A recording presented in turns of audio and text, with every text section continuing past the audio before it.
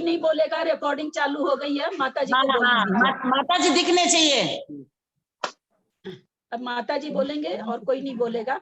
माता जी को highlight you करिए ना आप। हाँ ठीक है, हाँ ठीक है, माता जी को दिखाइए सुमन जी। हाँ बोलिए माता जी। मोक्ष मार्गस्य नेतारं वेतारं कर्मभूभृतां ज्ञातारं विश्वतत्त्वानां वन्दे तद्गुणलब्धये वन्दे तद्गुणलब्धये वन्दे तद्गुणलब्धये। देवादिदेव आदिनाथ भगवान की जय। उमा स्वामी आचार्य देव की जय। पूज्यपाद आचार्य देव की जय। परम पूज्य गुरु माता आर्यकगणी सुपार्श्वमती माता जी की जय। परम पूज्य गण्यारिका एक समाज गौरवमती माता जी की जय। वंदामी माता जी, वंदामी वंदामी वंदामी माता जी, वंदामी माता जी, वंदामी माता जी, माता जी, वंदामी वंदामी माता जी, वंदामी माता जी, वंदामी वंदामी माता जी, वंदामी माता जी, वंदामी माता जी, वंदामी माता वंदामी माता जी, वंदामी माता जी, वंदामी माता जी। शुरू करें, स्वाध्याय शुरू करें। हाँ मैं सबको म्यूट कर रही हूँ। माता जी को आप खोल सकती हैं सुमन जी, जब जरूरत हो तो।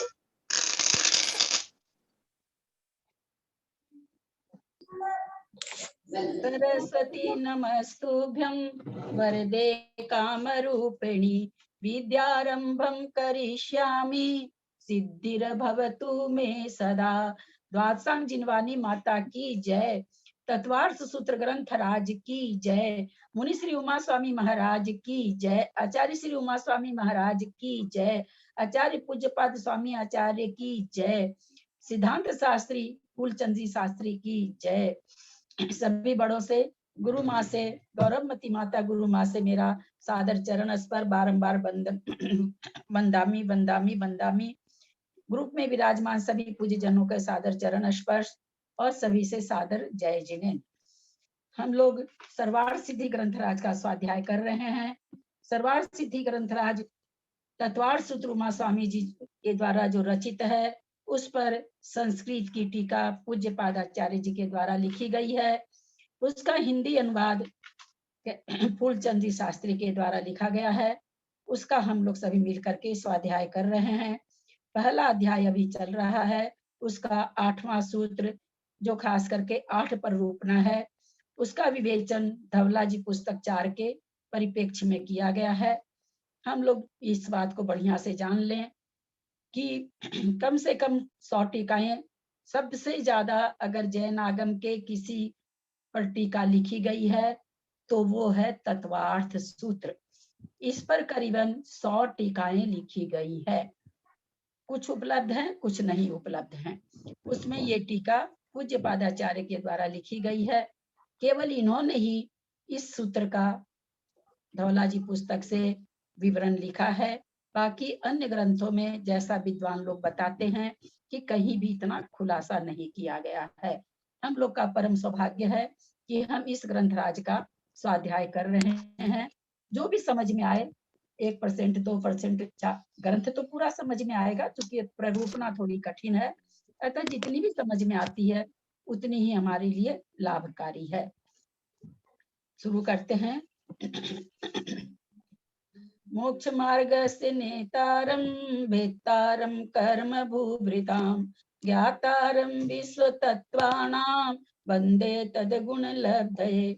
सम्यक् दर्शन ज्ञान चारित्राणि मोक्ष मार्गः तत्वार्थ श्रद्धानं सम्यक् दर्शनम् तन्निसर्गा दधिगमाद्वा जीवा जीवाश्रव बंध संवर निर्जरा मोक्षास्तत्वम् नाम स्थापना द्रव्य भाव तस्तन्यासः प्रमाण नयैरधिगमः निर्देश स्वामित्व साधनाधिकरण स्थिति विधानतः सत संख्या क्षेत्र स्पर्शन कालांतर भावाल्प बहुत्वेश्च मति स्पर्शन। हम लोग रूपना में सत संख्या क्षेत्र अष्टप्रश्न पढ़ लिए हैं और काल प्ररूपना चल रही है। काल प्ररूपना में सामान्य से कथन गुण स्थान का हो गया है, विशेष कथन मार्गणा में चल रहा है। पेज नंबर 44 101 में हम लोग आएंगे। पेज नंबर 44 मैं पढ़ूं ललिता जी? हाँ मैं पढ़ूं संस्कृत का आज? हाँ पढ़िए। 101 103 तक पढ़ दीजिएगा। हाँ। संयमानुवादेन सामायिक छेदोपस्थापन परिहार विशुद्धि सूक्ष्म सांप्राय यथाख्यात शुद्धि संहितानाम च चतुर्नाम सामान्यतः काल है। दर्शनानुवादेन संहितानाम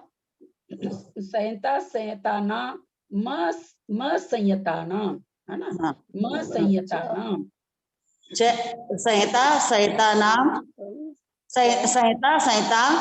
संहितानाम च चतुर्नाम सामान्योक्त काल है।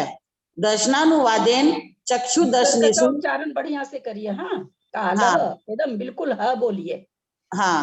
दर्शनानुवादेन चक्षुर्दर्शनेषु मिथ्या दृष्टेर नाना जीवापेक्षया सर्वः काल है। एक जीवम प्रति जगन्यनांतर मुहूर्त है।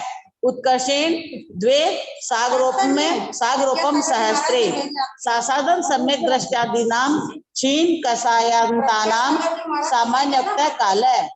अचक्षुदर्शनीषु मिथ्या दृष्टियादि क्षीण कषायांतानां सामान्यतः काल है। अवधि केवल दर्शनिनोर अवधि केवल ज्ञानिवत।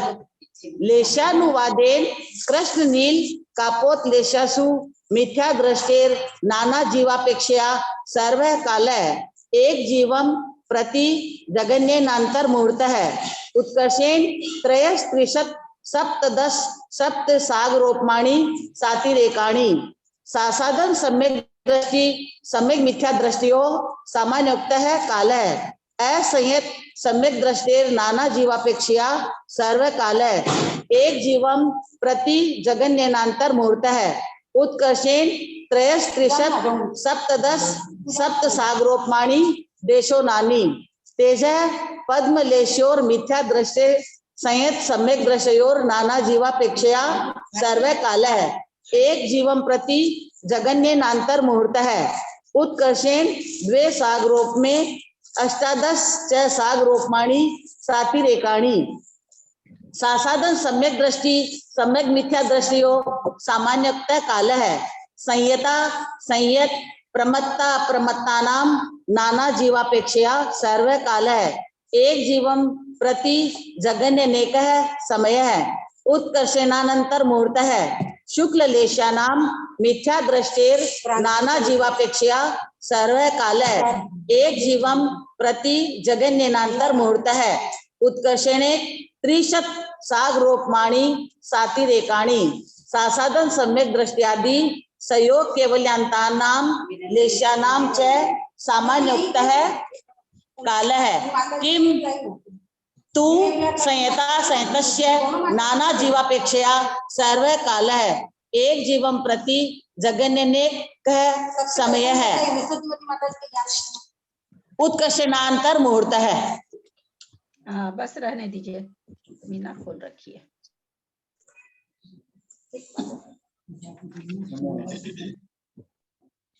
चश्मा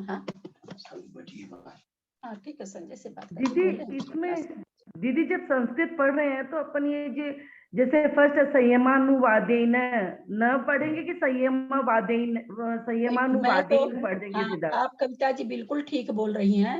मैंने शुरू दिन ही सबको बोल दिया था कि जैसे कसाया अनुवादेन ऐसे बोलना है, क्योंकि इसमें है ना। कसाया अनुवादेन कब बोलेंगे? जब न में हलंत रहता तब। मैंने शुरू दिन सबको बोला था, फिर मैं कोई भी नहीं, सब वैसे ही। अब मुझे नहीं पता लोग सुनते नहीं हैं, या ऐसा तो नहीं है कि मेरे को बोलने से लोग नहीं मानेंगे। मैं ये ब्लेम नहीं लगा सकती कि मैं किसी को बोलूं तो लोग नहीं मानेंगे। गलती भी होगी तो भी बेचारे मान लेंगे कि ये तो ठीक ही बोल रही हैं। इतना इतना तो लोगों का विश्वास है मुझे, पर पता नहीं क्यों सभी उसी तरह से बोल रहे हैं, जबकि मैंने शुरू दिन ही टोक दिया था कि कसाया अनुवादेन ज्ञाना अनुवादेन संयमा अनुवादेन न ऐसे नहीं, संयम अनुवादेन नहीं बोलना चाहिए, उससे हलंत वाला हो जाता है। ये चीज मैंने शुरू दिन ही सबको बताई थी, पर ठीक है, कितना बहुत ज्यादा टोका टोकी नहीं ठीक लगता। नहीं दीदी, लेकिन सीख रहे हैं ना, तो फिर मतलब गलत पकड़ लेंगे हम लोग भी, मतलब जैसे क्योंकि सभी कोई वैसे ही उच्चारण कर रहे हैं, इन लोग का भी गलती नहीं है, वैसा जैसा सीख रखे हैं वैसा ही करेंगे, इसमें इन लोग की गलती भी नहीं है। फिर मैं कही कि अब सब वैसे ही पढ़ रहे हैं तो चलो अपनी चुप रह जाओ। और एक ठीक है। दीदी, एक जो तत्वार सूत्र पढ़ते तो उसमें एक जो आता है ना, नाम स्थापना बोलते हैं अपन लोग सभी कोई, लेकिन ऐसे नाम स्थापना द्रव्य संन्यास इस तरह से नहीं होगा क्या? हाँ, नाम स्थापना, हाँ, जैसे नाम स्थापना द्रव्य, वो वाला सूत्र है ना, नाम स्थापना द्रव्य हाँ। भाव तक संन्यास है, हाँ तो उसमें मतलब जैसे मैं पढ़ती हूँ नाम स्थापना, हाँ, तो वो तो सही है मेरा आप जो है? नामस, क्योंकि हाँ, क्योंकि जहाँ आधा अक्षर जो आता है बिना हाँ, स्वर वाला, उसको पहले पद में उच्चारण होता है, ये सब होता नियम है है। ना? लेकिन हाँ, इस नियम का जब जिस समय बेनाडा जी थे उस समय हम भी ज्यादा ये नहीं करते, तो वहां पर एक वो आते थे जिनवानी में, वो सुबह सुबह पंडित जी बोल करके भैया लोग, तो उस समय हमारे वो हीरामणि जी वगैरह हम लोग का आपस में, हम लोग जैसे हम हीरामणि जी कहते थे कि भाई संयुक्त अक्षर रखता रहता है, तो संयुक्त अक्षर का उच्चारण थोड़ा सा पहले ही हो जाना चाहिए। तो बिमला जी छावड़ा कहती ऐसे थोड़ी होता है, ऐसे होता है। जब मैं उसी दिन मैंने अपना मन में सोच लिया कि नहीं, मैं कुछ चीजें नहीं बोलूं, क्योंकि लोग पहले से जैसे हुआ ना, नमक लेके चींटी चल रही है, अब चीनी वाली चींटी उसको लेके जाके कहती है स्वाद आया तुमको, तो नहीं, वैसा ही तो नमक है। तो अब जब तक नमक नहीं छोड़े मुंह से तब तक चीनी का स्वाद कहाँ से आएगा। हम अपना हठ जब तक नहीं छोड़ेंगे तो तब तक कोई सीखना चाहता है। तो फिर मैं थोड़ा सा नहीं, ठीक है, जिसके जैसी मान्यता है, सबकी अपनी अपनी अपनी मान्यता है, इसलिए मैं ज्यादा उस लचड़ पचड़ में नहीं पढ़ना चाहती। बिल्कुल वही उच्चारण है। राइट तो है, मुझे लगा नामस्थापना, मेरा रोंग है, इसलिए विजया जी रोज नहीं सुन रहे हैं, लेकिन नहीं, मैं मुझे पता नहीं नामस्थापना होना मैंने। चाहिए, बिल्कुल हाँ, वही उच्चारण है, नाम स्थापना। नाम स्थापना उच्चारण नहीं, नाम वो पंडित जी स्थापना। का नाम किरण प्रकाश जी है। नहीं, किरण प्रकाश जी नहीं उस समय किरण नहीं थे। प्रकाश जी किरण तो प्रकाश जी। सिखाते नहीं हैं नहीं, उल्टा किरण ये प्रकाश चीज जी तो नहीं है। आते थे उस समय, बहुत एक दो ठो पंडित आते थे इस तरह से टिक टिक, हालांकि मैंने उनका कभी सुना नहीं, पर वो बिमला जी बोली थी कि वो तो आते हैं, वो कहते हैं लोग इसको ऐसे पढ़ते हैं, इसको ऐसे नहीं, ऐसे पढ़ना चाहिए। ये बात कब हुई थी, हम लोग का नमोकार का वो चल रहा था, उसी के बीच में हीरामणि भाभी भी थी, तो वो इतना वो बोली भी कि ललिता जी से पूछ लीजिए, ये तो व्याकरण पढ़ी हुई है। मैं उसमें फिर कुछ बोली नहीं थी, मैं चुप रह गई थी, क्योंकि मैं इस सब झंझट से बहुत दूर रहना चाहती हूँ। तो ललिता जी, सम्यक दर्शन ज्ञान चारित्राणि, त्रा पे जोड़ देना चाहिए ना वहां पे, तो चारित्राणि। हाँ, चारित्राणि है तो चारित्राणि, अब चारित्राणि उतना खींचने का जरूरत नहीं है जितना आप खींच रहे हो। नहीं उतना नहीं, तो फिर भी उसमें जोड़ है चारित्राणि ना। का न पे जोर नहीं आना चाहिए। जैसे लोग बोलते हाँ, थे चारित्राणि, इसके लिए कुसुम जी बराबर टोकती हैं, कुसुम जी इस पर बहुत ज्यादा उनका, तुरंत उनके कान अलर्ट हो जाते हैं, थोड़ा भी छोटी मात्रा को बड़ी बोलते हैं तो फिर इसमें मैंने पाया है कि कुसुम जी का कान तुरंत अलर्ट हो जाता है। वो भी 2-4 बार टोकी लोगों को, जिस समय पंचास्ती काय हो रहा था उस समय कई बार उन्होंने टोका इस चीज को, लेकिन क्योंकि लोग पढ़ना ही जान रहे हैं वही बहुत बड़ी बात है। अब उनको हम इस उम्र में छोटी मात्रा बड़ी मात्रा सिखाने बैठेंगे तो वो नहीं सीख पाएंगे, क्योंकि तत्व क्या है, नाम स्थापना द्रव्य भाव तन्यास ही कोई नहीं सीख पा रहे। तनन क्या पता क्या क्या बोल जाते, मैं उनको सिखाने में मैं कई बार गलती बोल जाती हूँ, सुनते सुनते मेरे साथ ऐसा हो जाता है।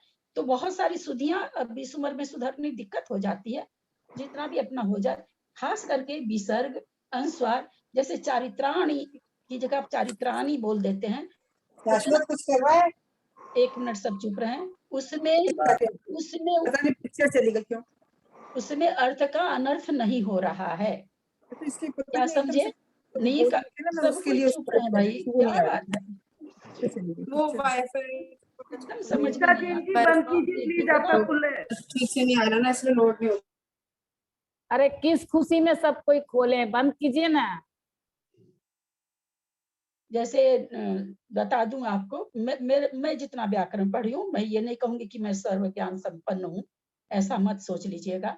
सम्यक दर्शन ज्ञान चारित्राणी को अगर आप चारित्राणी भी पढ़ देते हैं तो ऐसा कुछ दोष उतना नहीं है, क्योंकि विभक्ति वगैरह में, लेकिन अगर विसर्ग को अनुस्वार पढ़ दिए, अनुस्वार को बोले नहीं, विसर्ग को बोले नहीं, अनर्थ हो जाता है।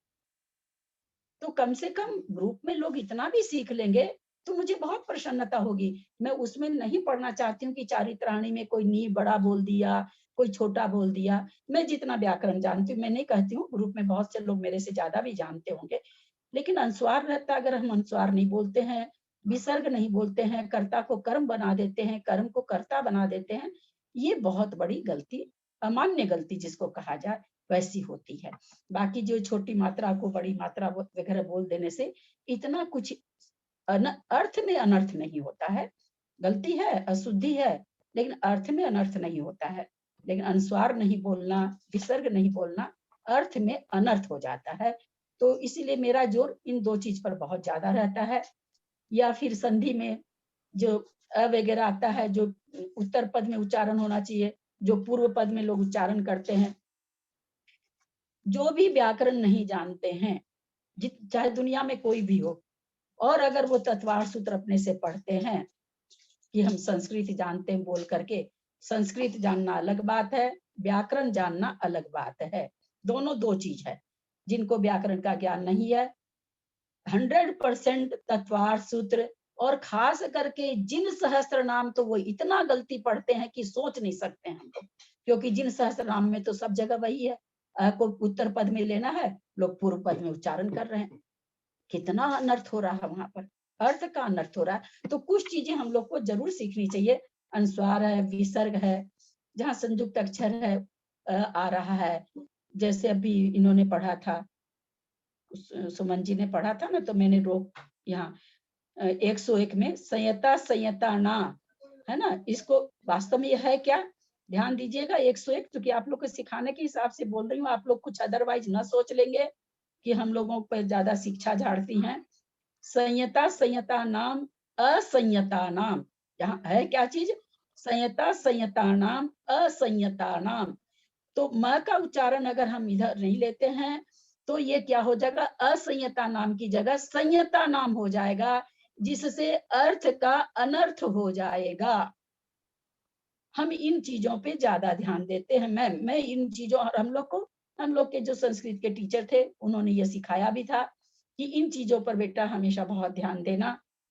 बड़ी मात्रा छोटी मात्रा के उच्चारण में अगर कभी गलती होती है तो कोई बात नहीं है, लेकिन इनमें गलती नहीं होनी चाहिए। और ये कैसे सुधरेगी, पकड़ेंगे कैसे ललिता जी? संयता संयता असंयता नाम जो आपने बताया, कैसे समझ में आया, याद कैसे रहे? हाँ तो ये भाभी, संयता असंयता नाम, संयता संयता नाम, असंयता नाम। माँ नहीं बोलना भाभी, पहले में कौन बोल रहे हैं, शायद किरण भाभी बोल रही क्या? हाँ, संयता हाँ। संयता संयता ना, इतना ही उच्चारण होगा। म इधर उत्तर पद में उच्चारण होगा म का, क्योंकि संयता का अ उसमें मिला हुआ है, इसलिए जिधर स्वर रहता है, म में स्वर है नहीं, हलंत है।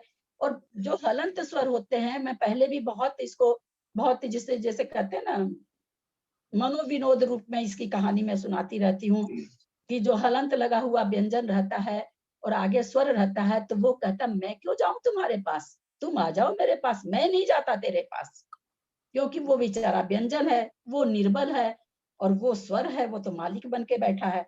तो वो म इधर आ जाता है, स्वर उधर नहीं जाएगा, कभी नहीं जाएगा, इसके ये है। और जहाँ दो स्वर मिल जाते हैं, जैसे मैं आपको अभी इसी में उदाहरण दिखाती हूँ आप लोग को। एक बार इसी को वापस पढ़िए ना ललिता जी, संयता संयता, ये वाला वापस एक बार उच्चारण कर दीजिए। हाँ, मैं 101 पूरा पढ़ रही हूँ, ध्यान दीजिएगा। और वो भी कहीं पर आता है, तो जहाँ पर दो स्वर मिल जाते हैं, तो वहां पर उस अक्षर का उच्चारण अगर पूर्व पद में ठीक बैठ रहा है तो पूर्व पद में लेंगे, अगर उत्तर पद में बैठता है तो उत्तर पद में लेंगे।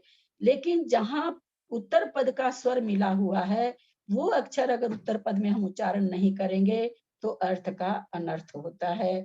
अनुस्वार का उच्चारण नहीं करेंगे, अर्थ का अनर्थ होगा। विसर्ग का उच्चारण नहीं करेंगे, अर्थ का अनर्थ होगा। जहां तक कविता जी ने अभी नाम स्थापना, इससे अर्थ का अनर्थ नहीं हो रहा है। इससे ऐसा नहीं कि नाम स्थापना जब कोई बोले तो और अर्थ निकल रहा है, और कोई नाम स्थापना ऐसे बोल रहा है तो और अर्थ निकल रहा है, ये वैसी गलती नहीं है। तो कुछ चीजें हम लोग को जानना चाहिए। जैसे अभी यहाँ पर देखिए,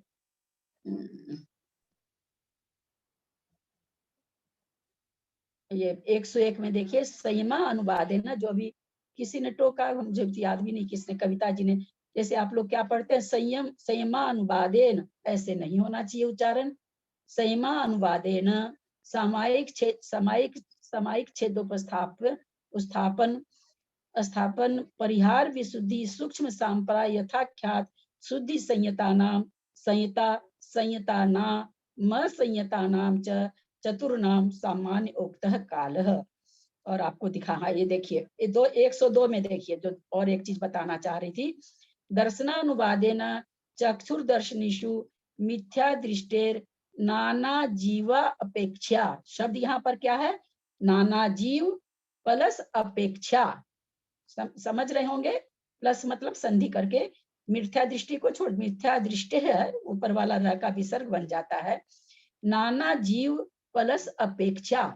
अब नाना जीव में जो वह है वो हलंत नहीं है, वो पूरा वह है। उसमें क्या है, वह में अ पहले से ही है, और फिर अपेक्षा का एक आया तो जीवा हो गया। तो यहाँ पर जो उच्चारण होगा, तो ऐसा नहीं इसका उच्चारण होगा जैसा ऊपर हमने म संयता नाम पढ़ा, यहाँ पर वो उच्चारण नहीं होगा।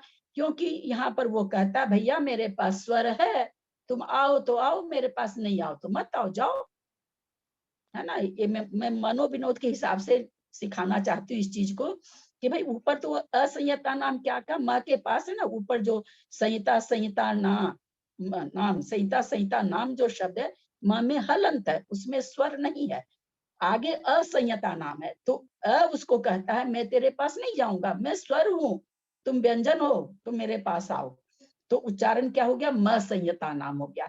नीचे जो है यहाँ नाना जीव अपेक्षया, तो यहाँ पर जब जीव का जीवा जो हुआ है, तो ये जीव के पास अ ऑलरेडी है पहले से, और इसके पास भी यह है।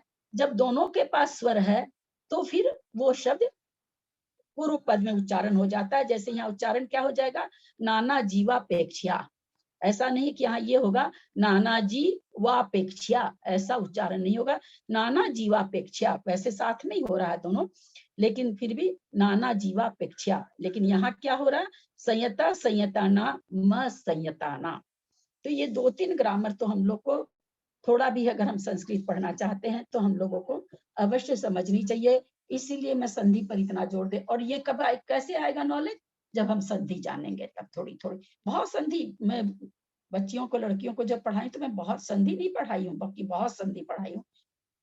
जितना सा पढ़ाई हूँ उतने में वो लोग इतना समझ गई थी, इतना बढ़िया से आगे संधि करने लगे थी। और आप लोग भी करने लगोगे। मुश्किल से 3-4 अध्याय आप लोग को पढ़ते पढ़ते तक आप लोग को सबको उच्चारण भी आ जाएगा, अनुस्वार का भी, विसर्ग का भी, और कहीं पर इस तरह के अक्षर आते हैं तो किधर उच्चारण करना चाहिए, सारा नॉलेज आप लोग को हो जाएगा। क्योंकि ये सूत्र बहुत बड़ा आ गया है बीच में, इसलिए थोड़ा सा ये हो रहा है, तो बिल्कुल आ जाएगा। तो ललिता जी, जहाँ ए का लोप होता है वो एस जैसा बना हुआ, तो उसमें ए उच्चारण होता है या नहीं करना चाहिए? 1 मिनट मंजू जी, मैं चाहूंगी कि ऐसी चीज जहाँ आए वहां अगर पूछेंगे, सारे ग्रुप आप चूंकि पढ़ी हुई है इसलिए आप उस चीज को समझ रही हैं और पूछ रही हैं, बाकी लोग इसको नहीं समझेगा और कंफ्यूज हो जाएगा, है ना। जहाँ पर आएगा वहाँ पर समझाएंगे, है ना, ठीक है। वहाँ पर बिल्कुल बिल्कुल समझाएंगे।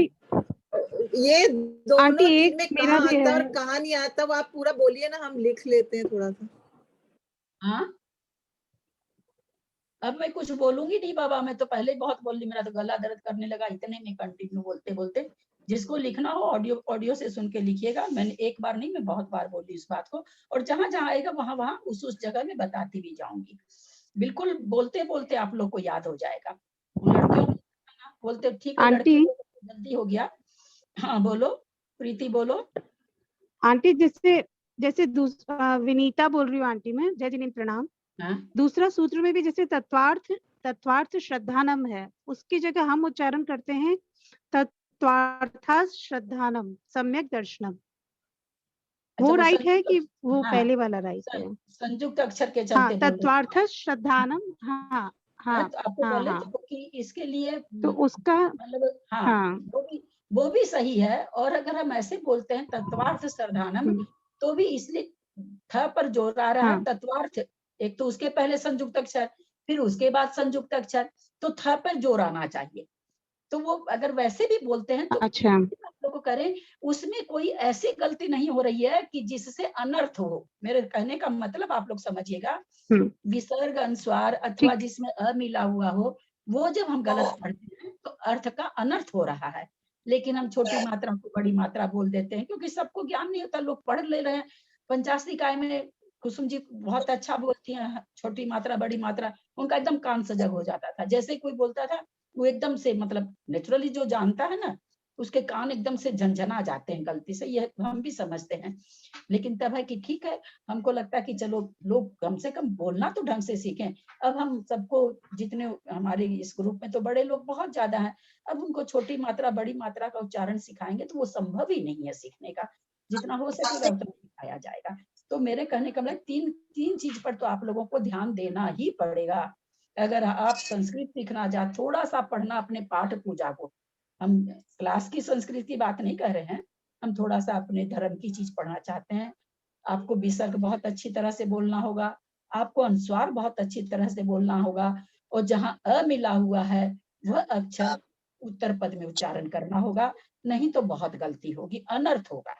ये मैं कहना चाह रही हूँ। और बहुत सारी उच्चारण का बहुत सारा व्याकरण है उच्चारण का। चलिए अब चलते हैं। नामस्थापना द्रव्य भावतस्तन्यासः, नामस्थापना द्रव्य भावतस्तन्यासः, ठीक है ना दीदी? हाँ हाँ, प्रणाम दीदी। अब चल रहे हैं। हाँ, ध्यान से सुनेंगे सब कोई। हम लोग मार्गना पढ़ रहे हैं। संयम मार्गना। संयम मार्गना के अनुवाद से सामायिक छेदोपस्थापना, परिहार विशुद्धि संयम, सूक्ष्म सांप्राय संयत, यथाखात शुद्धि संयत, संहिता संयत और चारों असंयतों का सामान्य उक्त काल है। क्या नाम है, सरिता जी कासलीवाल, सामायिक संयत छेदोपस्थापना संयत का कितना काल होगा?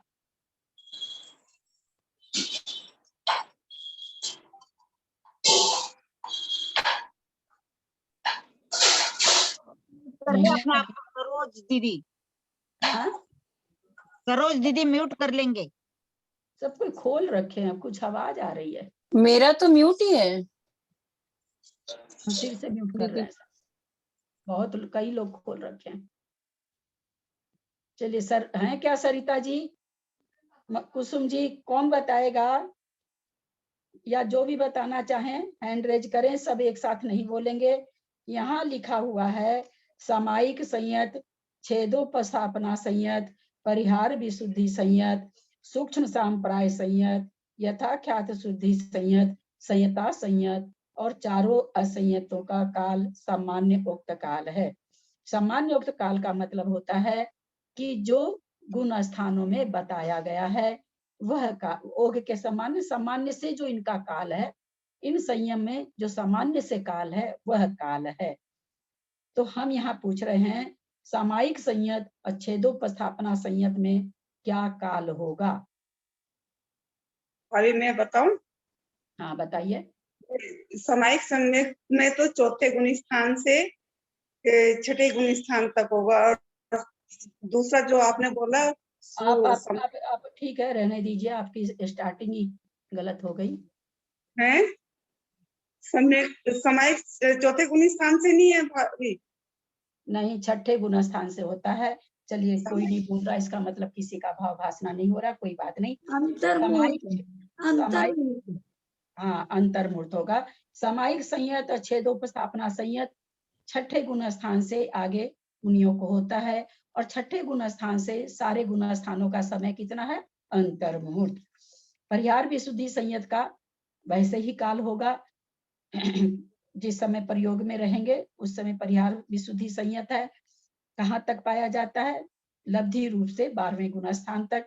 और ऐसे तो उपयोग रूप से छठे गुण स्थान में होता है। परिहार विशुद्धि संयत सूक्ष्म सांप्राय संयत 10वें गुण स्थान में है, उसका जो काल है वही काल होगा। यथा ख्यात शुद्धि संयत 4 गुण स्थान है, 11, 12, 13, 14।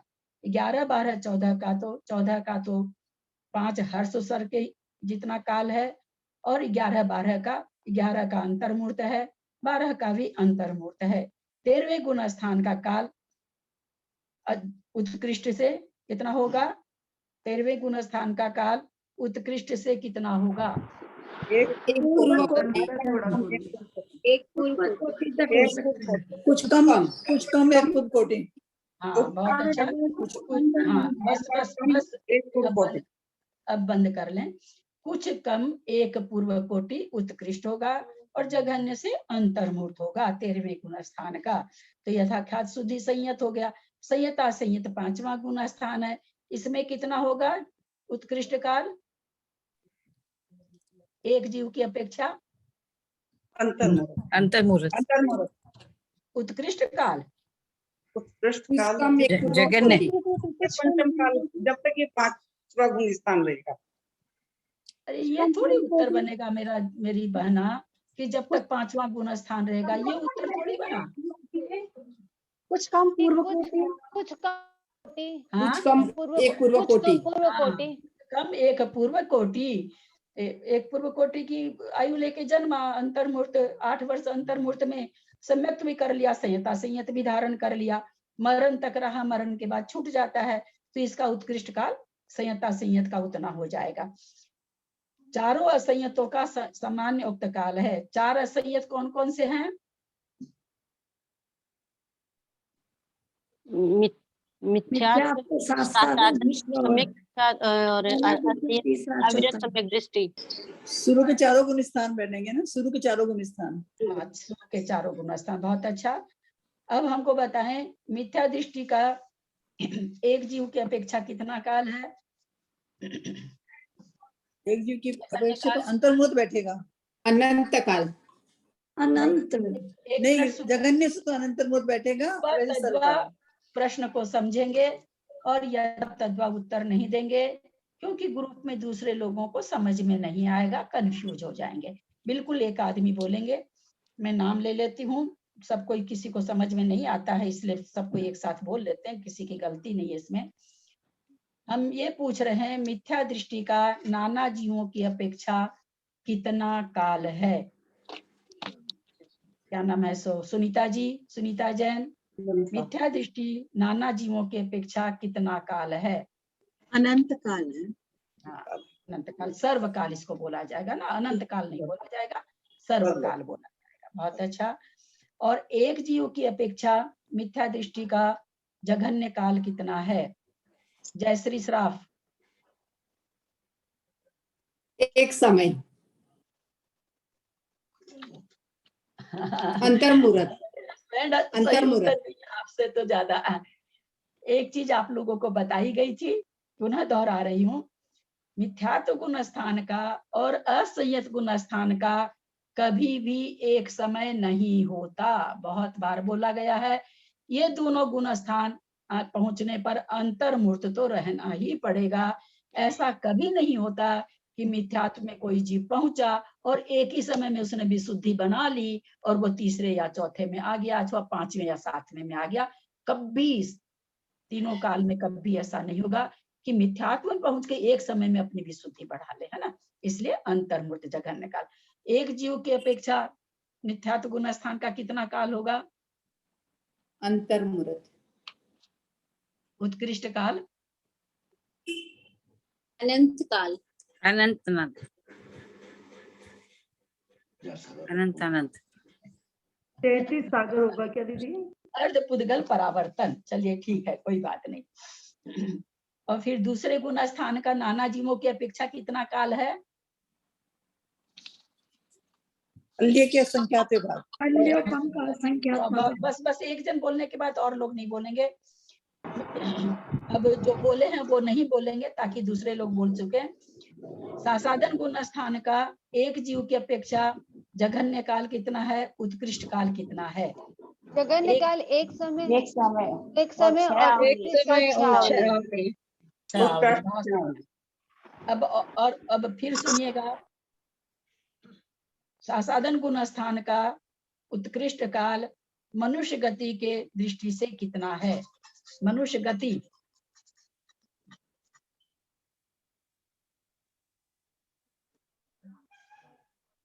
उत्कृष्ट का 6 आवली है मनुष्य गति के हिसाब मनुष्य से। नहीं नहीं, नाना जीवों पूछ रहे हैं ना। एक नाना जीव- जीवों की अपेक्षा से पल्ले का पल्ले का अंतर्मुहूर्त। संख्यात्मक भाग। भाग अंतर्मुहूर्त है। अंतर्मुहूर्त। कौन अंतर्मूर्त बोल रहा है? कौन पल्ले का संख्यात्मक भाग बोल रहा है?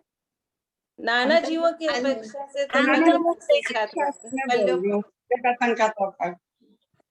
एक मिनट, मैं पूछना चाह रही हूँ ये कि नाना जीवों की अपेक्षा सासाधन गुण स्थान का उत्कृष्ट काल कितना है मनुष्य गति में? किसने अंतर मुहूर्त बोला था?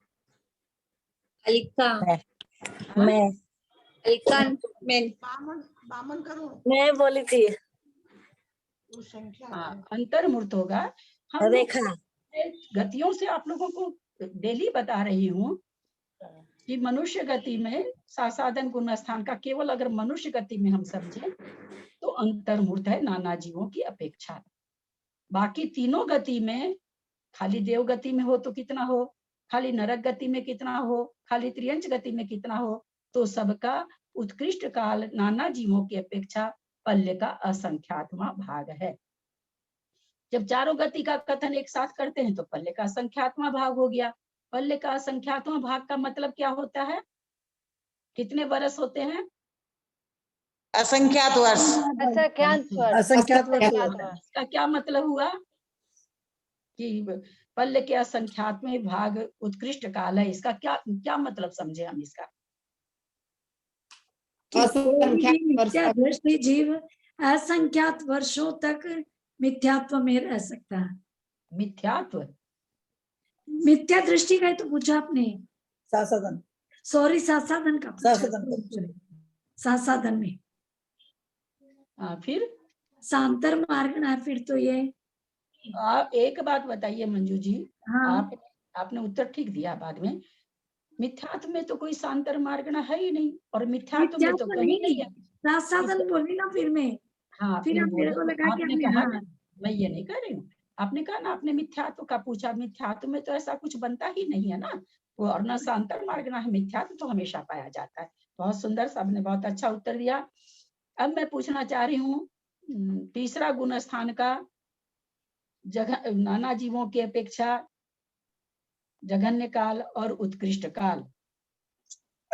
आंटी जगन्य काल अंतर्मुहूर्त और उत्कृष्ट काल पल्योपम के दोनों संख्यात्मक भाग।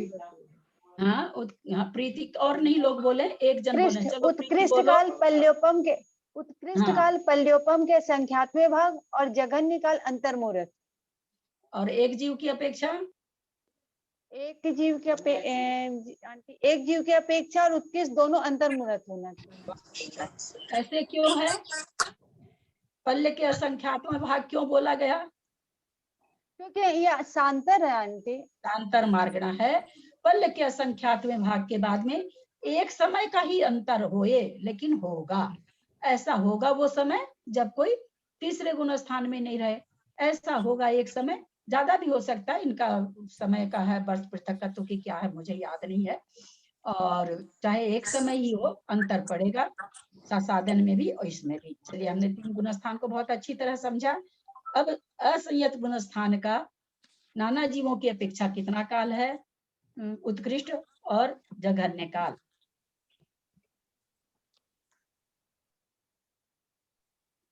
असंख्य भाग। ये बताऊं, अनंत काल, सर्वकाल होना चाहिए। सर्वकाल, क्योंकि ये सांतर प्रकृति नहीं है ना इसलिए सर्वकाल सभी होना चाहिए। हमेशा हमेशा ही कोई ना कोई पाया जाएगा इसमें। ठीक है। 3 पल्ले होगा। अब असंयत सम्यक दृष्टि में एक जीव की अपेक्षा कितना काल है जघन्य और उत्कृष्ट? जघन्य अंतर्मुहूर्त और 33 सागरोपम उत्कृष्ट। उत्कृष्ट 3 पल्ले। देव गति के साधिक हिसाब 3 से, पल्योपम। मनुष्य गति के हिसाब से 3 पल्य हो जाएगा, है ना। तो क्या नाम है, सुदेव गति के हिसाब से 33 सागर हो जाएगा। मनुष्य गति क्या नाम है, सो इसके क्षणिक सम्यक दर्शन के हिसाब से 8 वर्ष अंतर्मूर्तकम 2 पूर्व कोटि अधिक साधिक 33 सागर हो जाएगा। छायोप सम्यक की दृष्टि से अंतर्मूर्तकम 66 सागर हो जाएगा। आज ही हम लोग सुबह पढ़े हैं, क्योंकि असंयत वो भी है जो छायोप सम्यक है, असंयत वो भी है जो छायिक है, और असंयत वो भी है जो औपसमिक है। औपसमिक के हिसाब से क्या हो जाएगा, अंतर्मूर्त।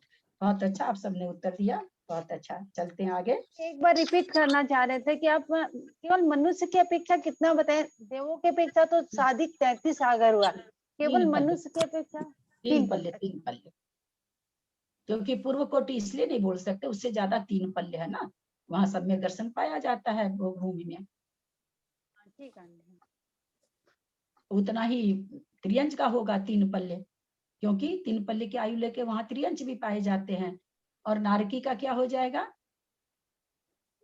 नारकी का नारकी का भी 33 सागर हो जाएगा। और छायिक सम्यक दर्शन के हिसाब से कितना होगा, 33 सागर। छायिक सम्यक दर्शन 1 सागर। 1 सागर। 7। ठीक है, नहीं, छायिक सम्यक, हाँ 33 सागर। छायिक सम्यक दृष्टि एक पहले नरक से नीचे नहीं जाता ना, इसलिए ज्यादा से ज्यादा 1 सागर। चलिए ठीक है, बहुत अच्छा। आगे चल रहे हैं। सबको समझ में, जिनको भी आ रहा समझ में, सबको आ रहा है कि नहीं कर सकती मैं। किसी को कुछ भी पूछना रहता है भाई, जिनको नहीं समझ में आता है, कोई भी कुछ पूछना चाहते हैं तो पूछ लिया कीजिए। अच्छा, ये 1 नंबर नीचे 1 2 3 कहाँ का दिए हैं, ये मेरे को तो सोचता ही। अच्छा, ज्ञान मार्ग नामे दिए हैं, और एक कहाँ दिया है, सोचता भी बहुत ही काल। 102 ललिता जी, 98 में 1 नंबर है, 102 नंबर। ऊपर से सेकंड लाइन है आंटी, हाँ, ऊपर सबसे ऊपर से सेकंड लाइन। ठीक है, इसको नीचे का पढ़, यह शादी शांत काल का निर्देश है, उत्कृष्ट अनंत काल है। तो हमने उस समय सत्संग भाई अनंत, आप मतलब किसका काल काउंट होगा मिथ्यात्व में? मिथ्यात्व में चाहे कितना भी काल बोले, पर काल को बांधने की मिथ्यात्व गुण स्थान का काल कौन बांध सकता है? जिसका काल शादी और शांत होगा वही। जो अभव्य है उनका तो कोई काल ही नहीं है, अनादिकाल से है, अनंत काल तक रहेंगे, है ना, तो उनका तो कोई काल ही नहीं बनता है। इसलिए यहाँ पर किसका काल बनेगा? कहते हैं ये अनंत काल है, लेकिन किसका है ये अनंत काल? तो बोलते हैं नीचे, यह शादी शांत काल का निर्देश है। जो शादी कर चुका है, एक बार सम्यक्त्व को प्राप्त कर चुका है और शांत करेगा, उसके लिए यह काल है। बाकी तो जिसका अनादि से अनंत काल है, उसके लिए काल का कोई निर्देश ही नहीं होता। दूसरा में कहाँ है, दूसरा पॉइंट कहाँ है, दूसरा पॉइंट कहाँ भाई? हाँ दिख गया, 98 का लास्ट पॉइंट में काल कुछ कम 33 सागर कम है। सातवें नरक में असंयत सम्यक दृष्टि का जो उत्कृष्ट काल है, वही यहाँ नपुंसक वेद में असंयत सम्यक दृष्टि का उत्कृष्ट काल कहा है। सबको समझ में आ रखा है ये तो, कि नपुंसक वेद में असंयत सम्यक दृष्टि का कितना काल होगा? तो 33 सागर से कुछ कम होगा। नंबर 3 ये कहाँ है? 3 अच्छा नीचे है, उत्कृष्ट काल कुछ कम। मिथ्या दृष्टि नारकीय देव के उत्पन्न होने के बाद पर्याप्त होने पर विभंग ज्ञान प्राप्त होता है। इसी से यहाँ एक जीव की अपेक्षा मिथ्या दृष्टि विभंग ज्ञान का उत्कृष्ट काल कुछ कम 33 सागर कहा। ये नारकियों की अपेक्षा, देवों की अपेक्षा नहीं बनेगा। 9वें ग्रेवक के बाद में सब सम्यक दृष्टि देव होते हैं। सबको समझ में आया होगा? नहीं समझ में आया तो कोई पूछ सकते हैं। अब हम दर्शन मार्गुणा चल रहे हैं। दर्शन मार्गुणा के अनुवाद से चक्षु दर्शन वालों ने में मिथ्या दृष्टि नाना जीवों की अपेक्षा सब काल है। एक कितना पेज पे पढ़ रहे हैं? एक बार प्रणाम करती हूँ ललिता जी, मुझे निकलना पड़ गया था, कोई आ गए थे घर पे। हाँ कोई बात नहीं कुसुम जी। कितना पेज पे है, कहाँ पढ़ रहे हैं? 44 पेज पर, एकदम नीचे 102 नंबर। दर्शन ठीक। मार्गना के अनुवाद से चक्षु दर्शन वालों में मिथ्या दृष्टि नाना जीवों की अपेक्षा सर्वकाल है। एक जीव की अपेक्षा जघन अंतर्मुहूर्त है और उत्कृष्ट काल 2000 सागरोपम है। एक जीव की अपेक्षा अंतर्मुहूर्त तो हम लोग सब कोई समझ गए हैं, है ना। मिथ्यात्व से कोई तीसरे गुण स्थान में है, मिथ्यात्व में आया, एक अंतर्मुहूर्त रहा, वापस तीसरे में चला गया या चौथे में चला गया या पांचवें में चला गया या सातवें में चला गया। मुनि महाराज है तो सातवें में चले गए, तो अंतर्मुहूर्त आ जाता है मिथ्यात्व का। अब यहाँ पर उत्कृष्ट काल 2000 सागर बोला गया है। ये कैसे बोला गया है? मिथ्यात्व गुण स्थान का 2000 सागर लिमिटेशंस कैसे आई? क्योंकि उसने प्रथमोषम सम्यक दर्शन कर चुके हैं, इसलिए। कहाँ से प्रथमोपशम आप लोग हटा देते हैं? मिथ्या दृष्टि का गुण मिथ्यात्व में काल घट रहा है, तभी इसमें कहाँ से आ गया?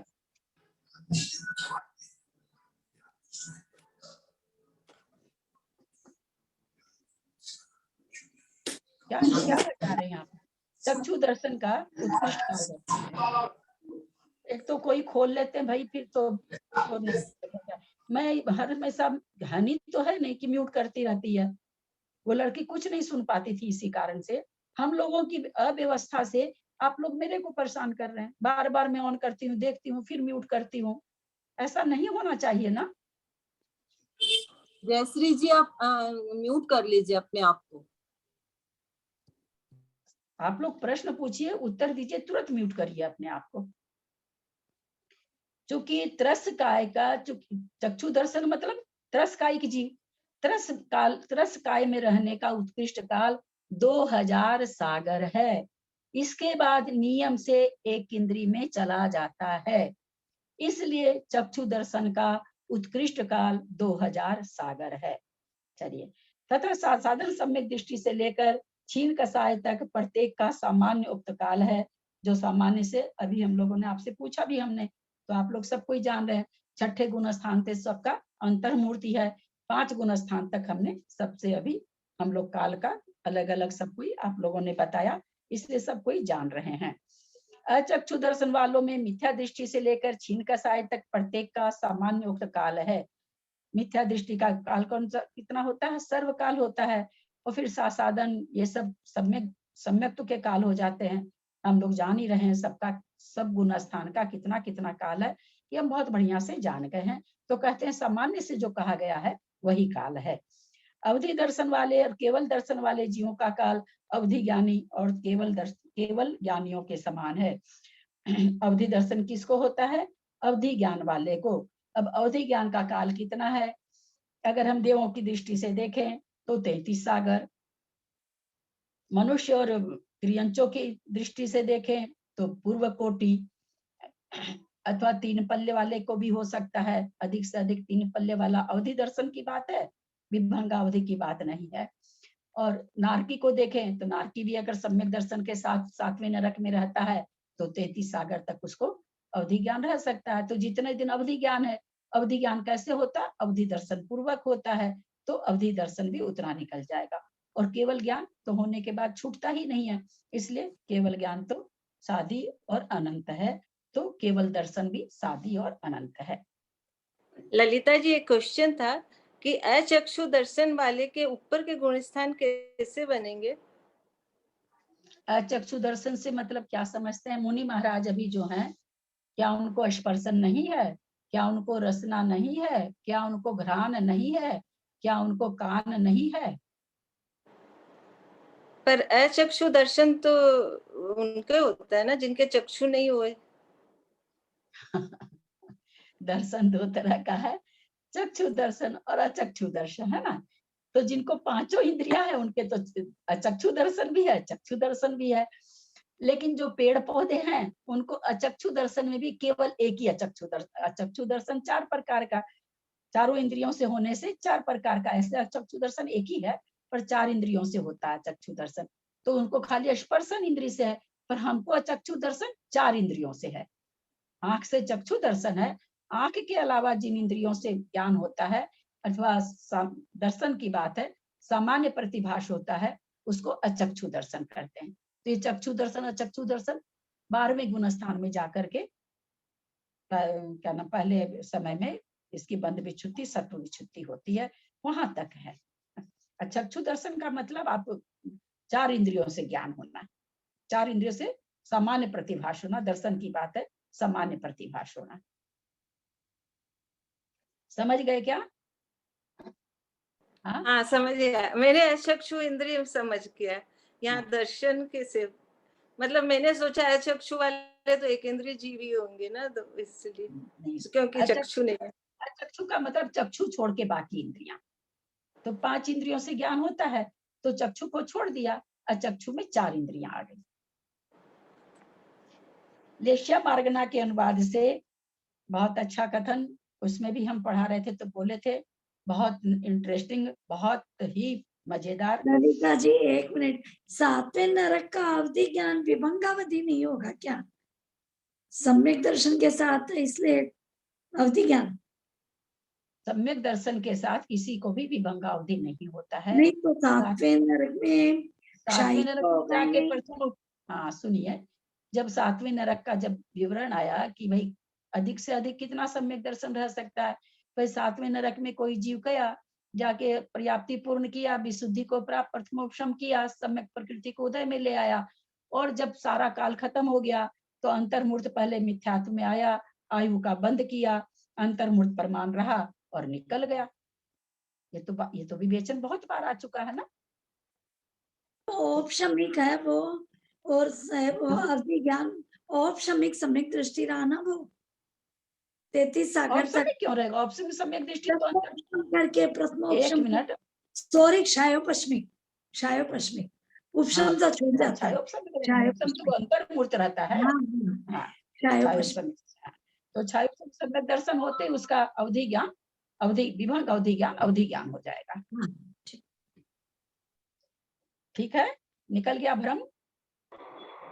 तो एक समय, ललिता दीदी 1 मिनट, तो वो सम्यक दृष्टि जब नरक के अंदर इतने समय तक रहते हैं तो फिर भी वही मारकाट चलती रहती है वहां पर। हाँ, तो देखिए क्या कारण है, सम्यक दृष्टि जीव भी वहां मारकाट करता है। किसी भी परिणाम को होने में द्रव्य, क्षेत्र, काल, भाव चारों चीज असर करता है। वहां द्रव्य भी खराब, क्षेत्र भी खराब, काल तो चलो नरक का काल ही है सब, और भाव भी खराब। क्योंकि तीर्थंकर जब मारकूट कर रहे हैं तो अवधि ज्ञानी विचारा कर रहा, तो क्या खास बात है? तीर्थंकर भी तो वही कर रहे हैं। राजा श्रेणी क्या कर रहे हैं वहां बैठे बैठे? श्री कृष्ण क्या कर रहे हैं? सब मारकाटी कर रहे हैं। कोई वो द्रव्य, क्षेत्र, काल का प्रभाव रहता है ना, इसीलिए तो कहा जाता है। हाँ बोलिए दीदी। नरक के जीवों को जो अवधि ज्ञान होता है वो तो विभंगा ही होता है ना, उसको चाहे सम्यक दर्शन होगा तो वो अच्छा अवधि हो गया। हाँ, अरे बाबा ये तो बहुत गलत बैठा रखे मन में। सम्यक दृष्टि को विभंगा अवधि ज्ञान थोड़ी होगा। नरक में भी भाव प्रत्यय अवधि ज्ञान है, भाव प्रत्यय अवधि ज्ञान उसको होता है। मिथ्या दृष्टि है तो विभंगा अवधि होगा, सम्यक दृष्टि है तो अवधि ज्ञान होगा। मेरे को लगा नारकी जीवों को तो विभंगा ही होता है। दीदी मनुष्यों में अभी आपने जो अवधि ज्ञान बताया है वो कैसे घटेगा? हाँ, मनुष्य में आपने जो अवधि ज्ञान बताया वो कैसे घटेगा? क्यों नहीं घटेगा? क्या इसमें क्या पूछना चाह रही है आप? मनुष्यों में क्या गुण जो मुनि महाराजों को जो होता है उस अपेक्षा से घटेगा? मुनि श्रावक को भी मन पर्याय ज्ञान तो मुनि महाराजों को ही होता है, परंतु देशावधि ज्ञान श्रावक को भी होता है। उनको होता है? तीर्थंकर के पिता को होता है ना।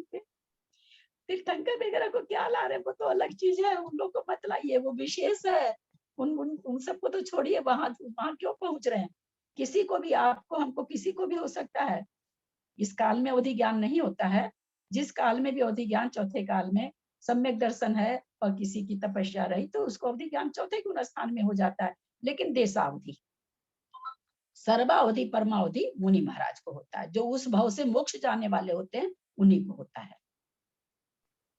ललिता जी, कोई सम्यक दृष्टि नारकी, नरक में अगर कोई सम्यक दृष्टि नारकी है तो उसको अगर विभंगा अवधि ज्ञान नहीं है तो फिर वो मारकाट, फिर वो लोग किस बेसिस पर करते हैं? जब उनको अच्छा अवधि ज्ञान है तो फिर वो लोग क्यों मार काट करते हैं? जैसे पहले नरक के छाई वो तो चुपचाप बैठा हुआ है, ठीक है ना, वो तो चुपचाप बैठा हुआ है। कितने नारकी हैं, असंख्यात नारकी, कोई एक दो नारकी तो है नहीं। अब वो मान लीजिए थोड़ी सी देर के लिए चले ये भाव वासना भाते हैं कि अवधि ज्ञान उसको सम्यक है, तो वो चुपचाप बैठा, पर अन्य नारकी तो उसका चीर फाड़ कर रहे हैं ना, और जिस कारण से वो नरक गया उन कर्मों को कौन भोगेगा? क्या सम्यक दृष्टि के बाहुबली जी के नहीं आया? पार्श्वनाथ भगवान पर उपसर्ग नहीं आया? महावीर भगवान पर उपसर्ग नहीं आया? छोड़िए तो वहां वो की भी बात। प्रत्युत्तर में वो भी उतने ही लड़ाई झगड़ा मारकाट करेंगे। हाँ बिल्कुल, वो भी करेंगे ना। जैसे हम लोग क्या कहते हैं कि भाई अब मान लीजिए हमने आज नियम ले लिया कि अच्छा हम अब शब्द कहेंगे नहीं। अब मेरे सामने कोई बोले जा रहा 100 गाली दे रहा, 200 गाली दे रहा, मेरे परिणाम में बदलाव आ जाएगा, क्योंकि वहां क्षेत्र भी वैसा ही है, द्रव्य भी उन लोगों का वैसा ही है, और परिणाम भी वैसे ही चल रहे हैं। तो इसलिए क्योंकि चौथा गुण स्थान है ना, अवधि ज्ञान होने से 7वां 8वां गुण स्थान तो हो नहीं गया। चौथा गुण स्थान में देखिए आपके भरत जी और बाहुबली जी, हाँ, इससे बड़ा उदाहरण अपने को क्या मिलेगा? छाई सम्यक दृष्टि, कामदेव उसी चरम देह वाले, उसी भाव से मोक्ष जाने वाले, और दोनों कैसे लड़ाई कर रहे हैं? क्या चीज के लिए? राज्य के लिए। वहां तो नारकी, वहां तो सब चीज अशुभ ही अशुभ है, कुछ है ही नहीं उन लोगों के पास में, तो वो तो वैसे ही चलता हो। ललिता दीदी, देशावधि ज्ञान क्या मतलब? देशावधि ज्ञान? देशावधि माने छोटा ज्ञान, जैसे भाई इतने ही समय, जैसे मान लीजिए आप किसी श्रावक को देशावधि ज्ञान है, आपको पता चल गया कि इनको तो देशावधि ज्ञान है। अब आप उनके पास जाके पूछे कि मेरी तो जरा सा बताइए, जो भी आपकी कोई भी हो, कि मेरी हाथ की अंगूठी गिर गई है, कहाँ गिरी आप हमको बता दीजिए। वो आपको क्या कहेंगे? मैं इतनी छोटी चीज नहीं बता सकता, क्योंकि मेरा ज्ञान इतना ऊंचा नहीं है, मैं थोड़ी बड़ी चीज को बता पाता हूँ। आप कहेंगे 100 किलोमीटर पर मेरा भाई रहता है, वो अभी कैसा है बता दीजिए। महाराज कहेंगे मेरे इतनी दूरी का ज्ञान नहीं है। आप पूछेंगे मेरे 50 वर्ष पहले मेरे परिवार में मेरे दादाजी की मौत हुई थी, वो अभी कहाँ है बता दीजिए। वो कहेंगे मैं इतने ज्यादा काल पहले की बात नहीं बता सकता। देशावधि का मतलब थोड़े समय की, उनकी अपनी अपनी सीमा है सबकी। जब हम अवधि ज्ञान पढ़ेंगे तो बहुत, देशावधि भी बहुत बड़ा है, बहुत, मतलब हम लोगों की समझ से बाहर है देशावधि भी, इतना बड़ा ज्ञान है। तो देशावधि का मतलब थोड़े क्षेत्र का, थोड़े काल का, थोड़े भाव का ज्ञान होना। परमावधि, सर्वावधि, परमावधि हुआ उत्कृष्ट ज्ञान। सर्वावधि तो बिल्कुल सारी चीजें जिसको दिखने लग जाए प्रत्यक्ष में, वो हो जाता है। तो इस तरह से अवधि, देशावधि का मतलब थोड़ा जाना। आंटी फिर केवल ज्ञान और सर्वावधि ज्ञान में क्या डिफरेंस हुआ?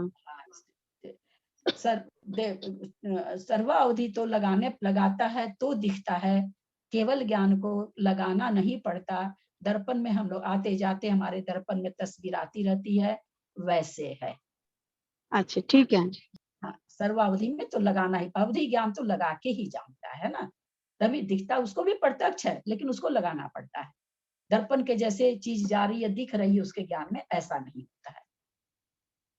तो देशावधि का मतलब कम क्षेत्र को जानना, बारीक वस्तु को नहीं जानना, बारीक भावों को नहीं जानना, है ना, बहुत काल की पहले की बात नहीं जानना, सब चीज थोड़ी थोड़ी जानना, उसको देशावधि। देशा माने होता थोड़ा, मतलब थोड़े क्षेत्र का ज्ञान होना। हाँ, थोड़े से, सबका है सीमा लिखा हुआ, सीमा। हाँ, सीमा है ना, द्रव्य क्षेत्र काल भाव की सीमा को लेकर वस्तु का प्रत्यक्ष ज्ञान होना अवधि दर्शन। इंद्रिय और मन के क्या लोग कैसे खोल लेते हैं, आज तक यही नहीं समझ पा रहे क्या वो बोलेंगे।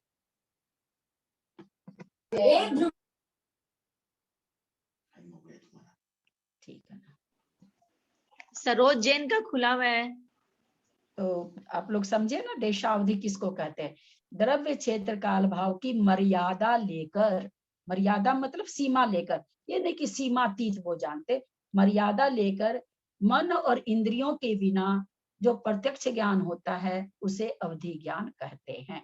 उसको जैसे अंगूठी आप पूछे, उनको दिखाई दे जाती है अंगूठी, जब अवधि ज्ञान लगाते हैं तो उनको एकदम प्रत्यक्ष दिखाई देती है अंगूठी, तो प्रत्यक्ष ज्ञान होता है, उसको कहते हैं अवधि ज्ञान, देशावधि ज्ञान। समझ में आया होगा? अब निश्चय रहने देते हैं। ये ललिता जी अभी जैसे आप पंचम काल बता में रहे थोड़ी हैं होता है। कि कोई सम्यक दृष्टि अभी है या पंचम काल में तीर्थंकर थोड़ी होता है प्रकृति का। एक जन बोले, दोनों का टकरा रहा तो मुझे कुछ भी नहीं समझ में आ रहा है। मैं एक बोल जन रही हूँ कि अवधि ज्ञान अभी पंचम काल में ऐसा होता है क्या? अवधि ज्ञान और अभी ऐसा पंचम काल में ऐसा अवधि ज्ञान होता है क्या? नहीं, अवधि ज्ञान नहीं होता पंचम काल में, बिल्कुल नहीं होता। निमित्त ज्ञान है, अभी निमित्त ज्ञान पाया जाता। अपने विमल सागर जी बहुत बड़े निमित्त ज्ञानी थे, है ना। मैं तो दर्शन नहीं कर पाई, सबके मुंह से सुनती हूँ, मेरा सौभाग्य नहीं रहा, मैं उन दिनों जैन धर्म में नहीं मैं लगी। तो देखी हूँ दर्शन क्यों? तो अभी शिखर जी में हुआ उनका, तो आप आपने दर्शन नहीं किया? ललिता विमल सागर जी का दर्शन नहीं किया? ना, मेरा मौका नहीं मिला। मैं बहुत देर से जैन धर्म में लगी हूँ। हाँ ठीक बात है, ठीक बात। मैं तो 15-17 साल से जैन धर्म में लगी हूँ। उनको तो बोला ही निमित्त ज्ञानी जाता है। 26-27 साल हो गए उनको। उनको तो बोला ही निमित्त ज्ञानी जाता है उसे। वैसे मंदिर शुरू कर दी थी 24 साल पहले से, लेकिन थोड़ा उनसे लगाव बहुत था हम लोग का। मेरा तो उनसे बहुत लगाव था विमल सागर जी से। चलिए ठीक है, तो इस तरह से। और कोई कुछ पूछ रहा था?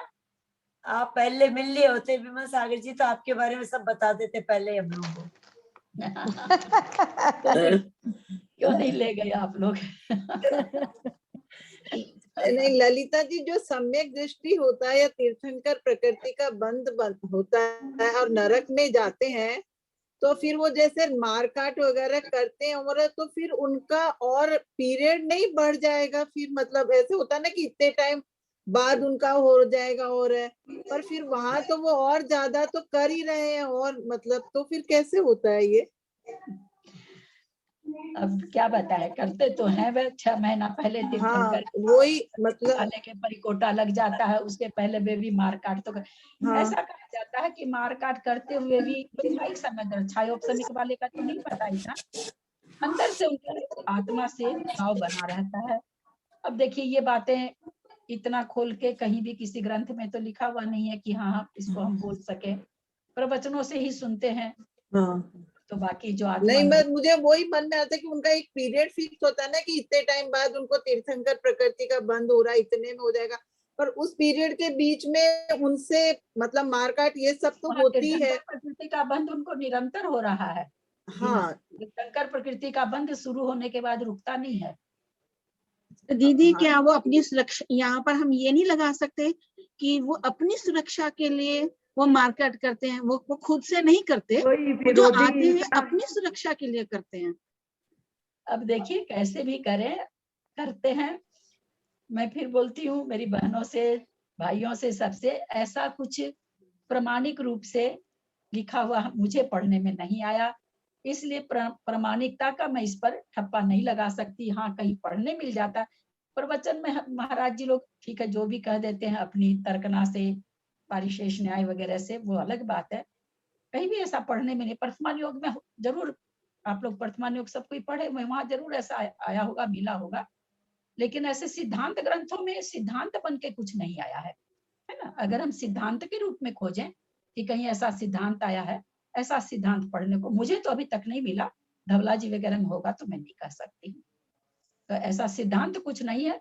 वर्तमान योग में तो बहुत सारी कहानी किस्सा है ही है, कहानियां मतलब किस्सा नहीं, कहानियां है ही है, तो उसमें हो सकता है ऐसा आया हो। उसी में आया, वर्तमान योग में आता कि वो अपनी सुरक्षा के लिए वो फिर वो करते हैं, उनके परिणाम ऐसे नहीं होते। हाँ वही कहते हैं ना कि उसमें आया होगा। सिद्धांत वाले ग्रंथ में कुछ आया ही नहीं ऐसा लिखा हुआ, इसलिए उसमें आया है तो बिल्कुल वो सही बात है। फिर उसमें अगर ऐसा आया है तो विरोधी हिंसा तो कर सकते हैं वो। हाँ? जैसे अपने को भी बताया गया ना कि भाई विरोधी हिंसा तो कर सकते हैं, तो फिर वो अपने बचाव के लिए मारकाट तो करेगा ही ना। हाँ ठीक ही बात है, तो होता ही होगा जो भी होता होगा। खैर उसमें हम लोग क्या उस चीज में पढ़े, हम लोग तो ये देखें कि देखो ये गुण पढ़ते हैं अवधि ज्ञानी के तो 6 वेद बताए ना। हाँ बिल्कुल ललिता जी आएगा। गुण सब प्रत्यय हाँ अधिक ये सब ज्ञानी के हाँ हाँ मेरी भाभी आप वेद आप परेशान मत हो, आएगा सब कुछ हाँ। आएगा इसमें आगे। जहाँ आएगा वहाँ बिल्कुल इसका अभी हम जिस चीज देखिए मैं इसलिए कहना चाह रही हूँ, अभी हम लोग की बहुत अनुपम चीज चल रही है, ऐसी चीज जो देखिए महाराज श्री अभी प्रमाण सागर जी ने भी टीवी में पढ़ाया, मैं बहुत शौक से ज्वाइन करी थी यही सोच के कि इस सूत्र की व्याख्या होगी, लेकिन नहीं कर सकते, इतने समूह में इस सूत्र की व्याख्या नहीं हो सकती। उन्होंने थोड़ा सा अर्थ बताया और आगे बढ़ गए। तो अभी हम और कुछ सोच के कि तीर्थंकर क्या झगड़ा करते होंगे, तीर्थंकर को मुझे लगता उससे ज्यादा अगर आप लोग इससे संबंधित प्रश्न पूछें, इससे संबंधित जिज्ञासा करें तो ये चीज आपके लिए ज्यादा अच्छी रहेगी। दोबारा कब पढ़ने में, इसी भाव में पढ़ने मिली तो आपको याद आ जाएगा, आप उस समय तुरंत समझ लेंगे। तो जो विषय हमेशा उस विषय की जिज्ञासा करेंगे तो आपके लिए ठीक रहेगा। मेरे लिए कोई प्रश्न मुझे तो आएगा उत्तर तो दे दूंगी, नहीं आएगा तो कह दूंगी देख के दूंगी, नहीं दे पाऊंगी तो नहीं दे पाऊंगी, क्योंकि अभी बहुत उत्कृष्ट विवेचन चल रहा है ना। अब इसके बीच में हम ये सब समझने बैठेंगे तीर्थंकर को क्या होता है ये, उसका तो अभी कुछ आ ही नहीं रहा है ना। जितना आप एनर्जी वहां खर्चा कर रहे हैं ना, उस एनर्जी को आप लोग इसमें लगाइए, मेरा ये कहने का मतलब है। अभी सारी एनर्जी आप लोग इसमें झोंक दीजिए, सारी एनर्जी झोंक दीजिए। ये बहुत ही घंटों समाई करने लायक है, घंटों मन की विशुद्धि बढ़ाने का प्रकरण है। जब हम जानते कि देखो इतना इतना दिन तक ऐसे परिणाम रह सकते हैं, ऐसा हो जाता है, ये हो जाता है, रोंगटे खड़े करने वाले यहाँ पर विवेचन है। तो हम लोग ज्यादा करके इसी में अपना चित्त लगाएं अभी तो बहुत अच्छा रहेगा। इसके खत्म होने के बाद तो तत्वार सूत्र जैसा हो ही जाएगा, सारी चीज उसमें आएगी।